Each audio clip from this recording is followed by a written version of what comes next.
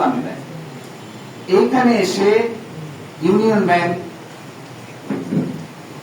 Exim bank,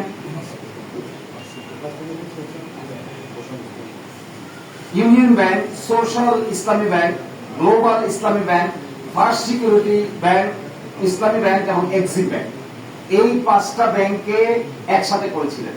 এখন 18 পথে এসে বলা হলো যে এইটার যারা অরিজিনাল মালিক ছিলেন অথবা অন্য কোনো ব্যক্তি যদি বাংলাদেশ ব্যাংকের কাছে মনে হয় সাফিসিয়েন্ট, মনে হয় সন্তুষ্ট হয়, তাহলে তাদের আগের বিষয়াদি আর তাদেরকে ফিরিয়ে দিতে পারে।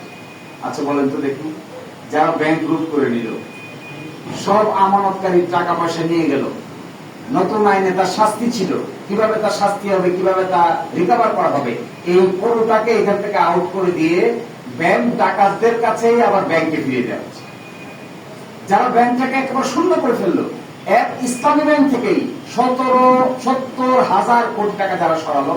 আপনারা জানেন 24টা বিকল্প কোম্পানি তৈরি করে ইসলামী ব্যাংক থেকে লোন নেওয়া হয়েছে। এই মামলাটা দেখলে আপনারা দেখতে পাবেন, মানি লন্ডারিং কেস হয়েছে।